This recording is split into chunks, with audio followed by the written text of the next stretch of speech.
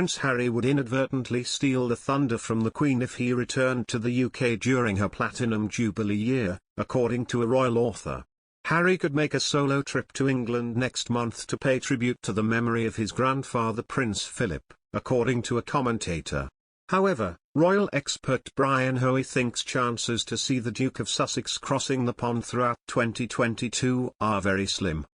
This is because, Mr. Hoey believes, Harry is aware his presence on British soil could overshadow the sovereign as the country is celebrating her 70th year on the throne. Asked by Express.co.uk if he expects the Duke of Sussex to travel back to the UK this year, the author said, "No, quite frankly I don't. He might come back for the memorial service for the Duke of Edinburgh. But he would come back, I think, on his own.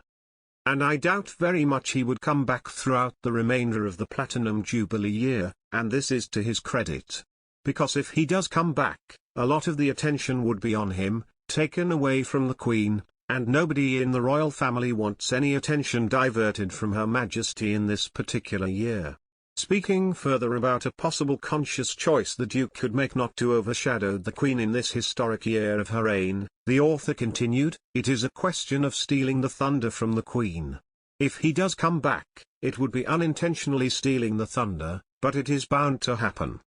And if Meghan came, you can imagine the crowds which would turn out. There is still a groundswell of affection for them both, particularly from younger people, in Britain."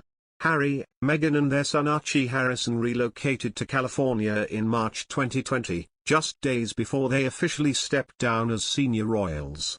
Harry has since returned alone to the UK on 2 occasions.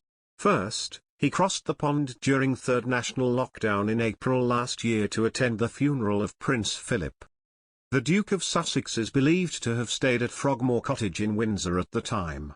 Meghan did not travel back to England on that occasion as she was heavily pregnant with Lilibet Lily Diana, but paid tribute to the Duke of Edinburgh by having a beautiful wreath dedicated to Philip placed in her and Harry's name at St George's Chapel ahead of the funeral service.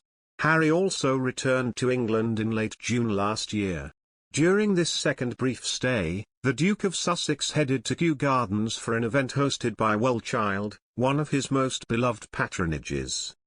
On July 1, Harry and Prince William honoured the memory and legacy of their mother Princess Diana on what would have been her 68th birthday by unveiling together a statue of the late royal.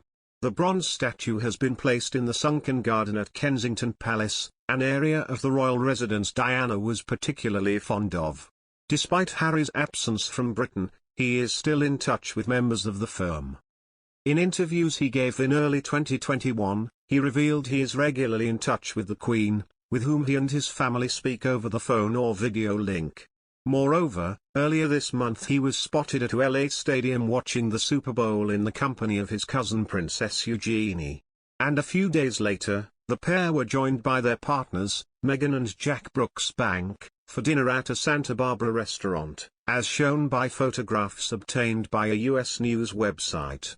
However, Prince Harry, who attended the star-studded Super Bowl with his cousin Princess Eugenie in California earlier this month, has been labeled not as important or relevant in the US as he seems to be in the UK.